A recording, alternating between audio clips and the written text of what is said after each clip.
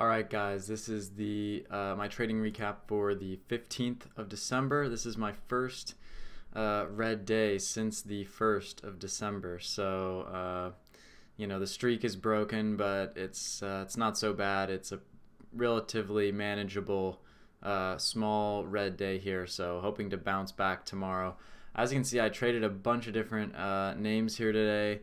I dug myself into a little bit of a hole. I was actually down about $480 before my last trade, which was on GLSI actually, and I did get a recording of this trade as well. But let's go a little bit chronologically. I'm not going to go over every trade here because there are several, but as you can see, most of the damage comes on this snow trade, and so yeah, let's just start chronologically here. So I'll go to mRNA, which was my first trade, and it looks like my trades don't want to show up on Thinkorswim, so that's just dandy and normal. Okay, so on this one, I actually bottom picked this really well. Typically, recently, I've really been trying to go long on dips. And I saw this huge red candle come down, and usually when I see a huge break like this, it's actually something that I try to get long in front of, or not in front of, but I try to get long kind of at the bottom here. And I think if I can see here, my fills, 147.28 was my first order of the day to buy 200 of mRNA, 147.28. So right here, I got long. But as you can see, the next candle is a top wick, green candle here, and then this for a time was a red candle. So it was looking like it actually had potential to keep moving lower. Here's another wick coming down here. It does eventually pick up, but it takes some time. And so I actually got out of this one. 148, 148, 147, 147. So I got out of that one pretty quickly and took about $200 of profit there on that trade. Although I could have easily taken this up to 150, but I got out earlier than that would allow. So $200 trade there. I was up early and was green, and then comes the snow trade. Again, my trade's not showing up here, but I can tell you, I went short. I believe. Let's see, what did I do here? I went short 313.10, and then I had to actually cover at 317.32, and I was really trying to cover. More like at 315 was going to be my stop, because that would have been the break of this high. So I went short on this candle, and then as we get this bounce, I was going to cover at 315, but the problem was just this ladder was being stupid, and it wouldn't let me put a stop order to stop at 315. It would only let me do a limit order, which probably would have gotten triggered, and I still wanted to see if it would come back down for me. So anyway, this candle ripped up very quickly, and then I ultimately had to get out at like 317. I let this candle go because this is a red candle, and then I had to just cut it here. Anyway, yeah. So I got about $2, basically $2 of slippage per share, which just added to the loss. And anyway, yeah. So this one is just frustrating. I should have had about a $250 loss if I played my cards right, but I didn't. And that push to the high side really trapped me and widened the loss. So that's just unfortunate.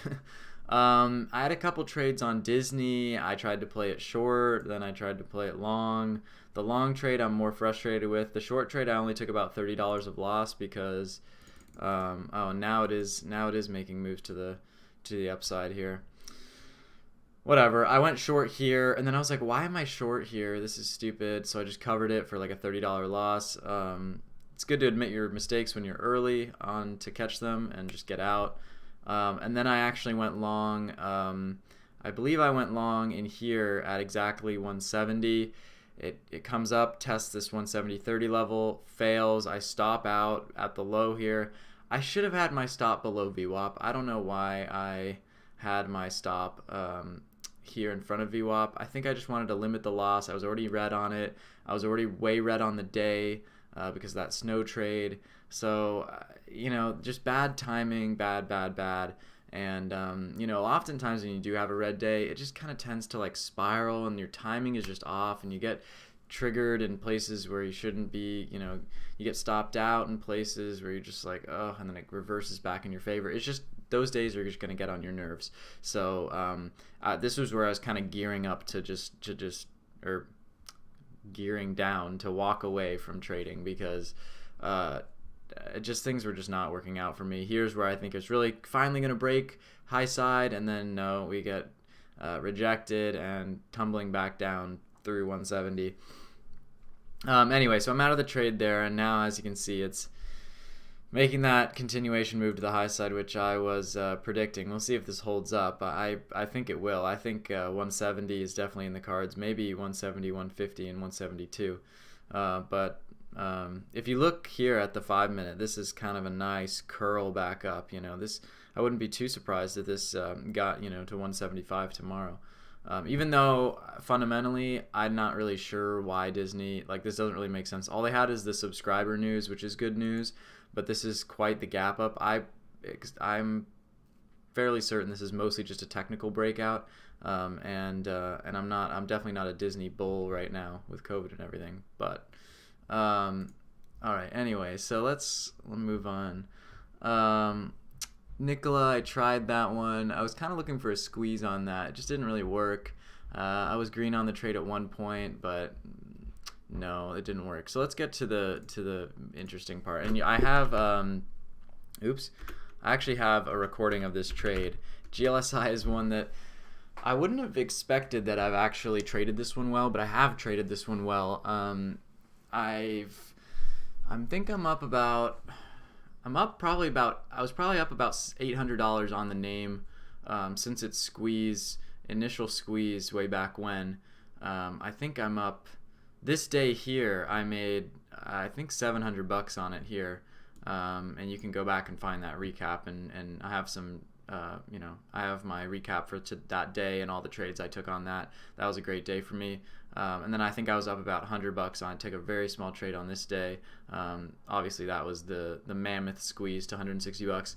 But anyway, let's talk about today. I only took one trade on this, but look, $198, and you're not going to guess where I took this trade. You're actually really not going to guess where I took this trade. Holy cow, that is the understatement of the year.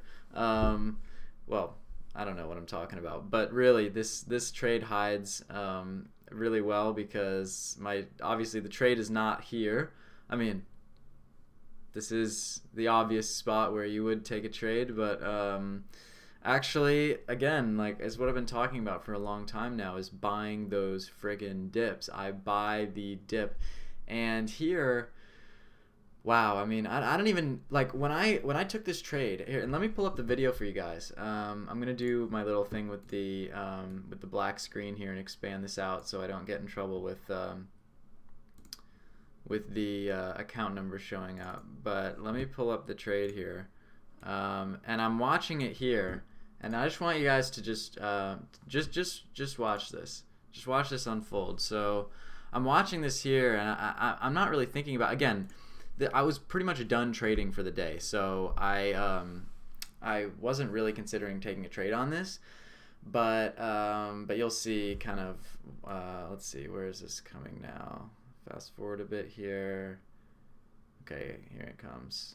All right, so now it's starting to really break down, and again, I like to buy those dips, and I don't even know how I got $200 of profit on this. It's because I've got 300 shares of risk in this trade. So I do not endorse this type of trading because I'm already down close to $500 on the day at this point in time.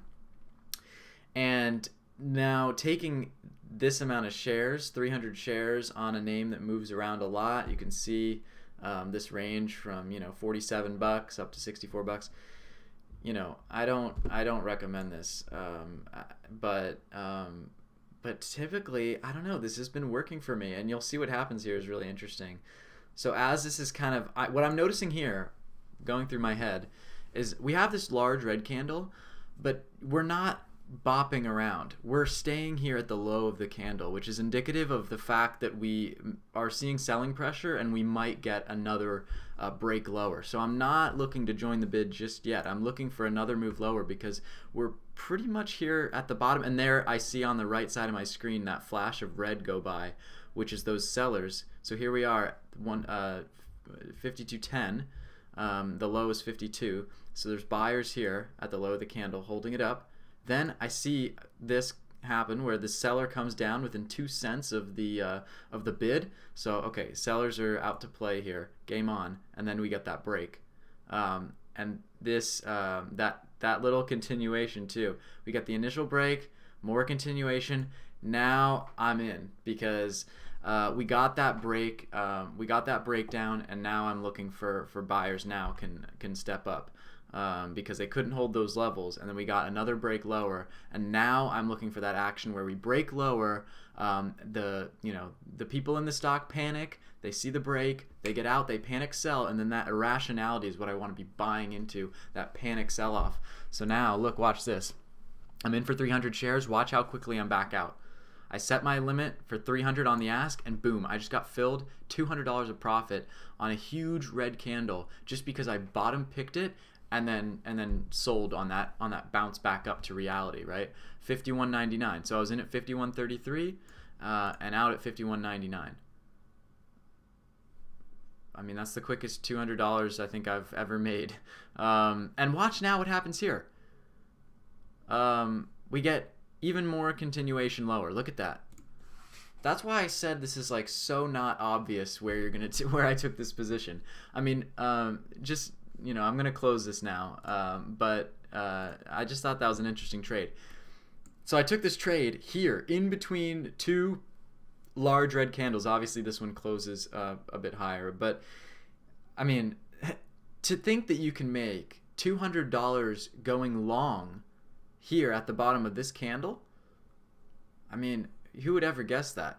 It's because this stock moves around a lot. You got to know what you're trading, know how it behaves, and when this sell-off happens, again, that irrationality, I'm a buyer, and I want to catch that pop back up.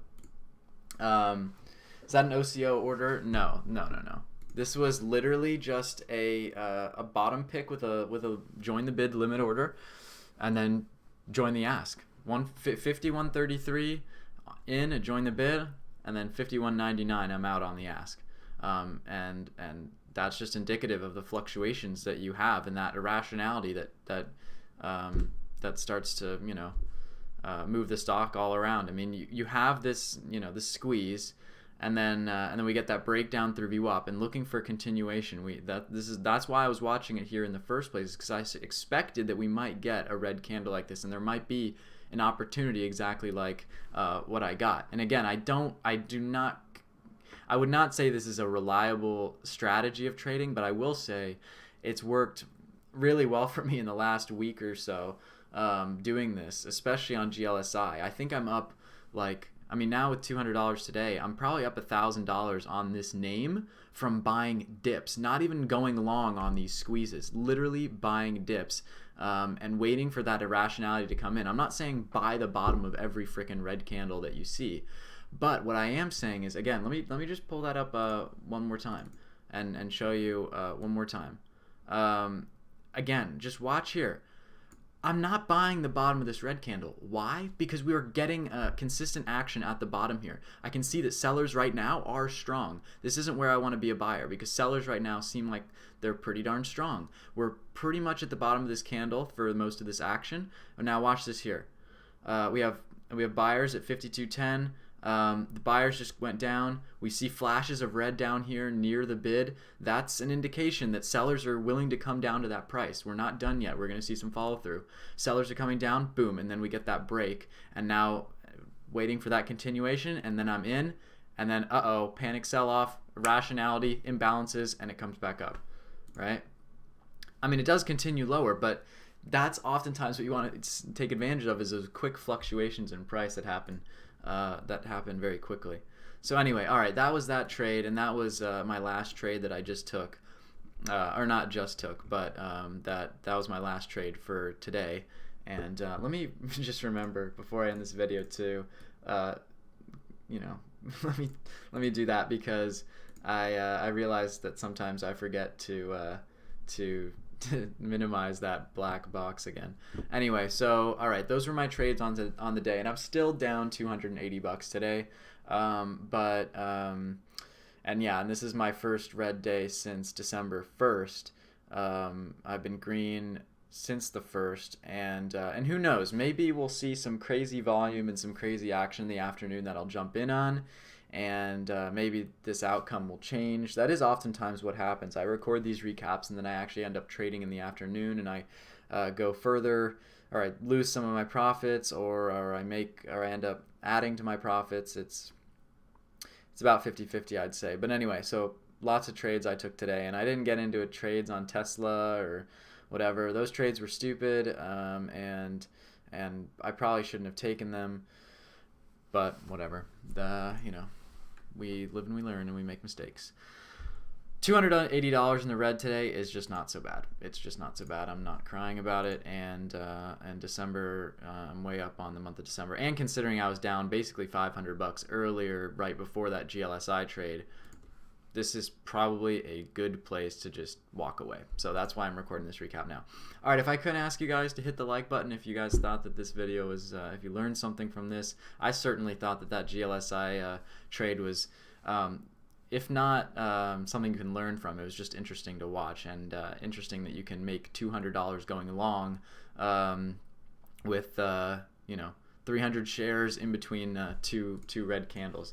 But anyway, yeah, so I appreciate you guys tuning in for this, and I'll be back at it tomorrow. I'll be doing another live recap as always, you know, if this is something that you're interested in, definitely hit the like button and subscribe. And again, I'm thinking of doing another live trading video. Maybe tomorrow morning I'll record a video of me trading live, so I can post that, and you guys can actually you know, hear me and see me talking through what's going on in my brain as I'm executing these trades. And hopefully tomorrow we see a little bit better action, and I stay green. All right, so that's it for me, and I hope you guys are having a good day and staying green, unlike me.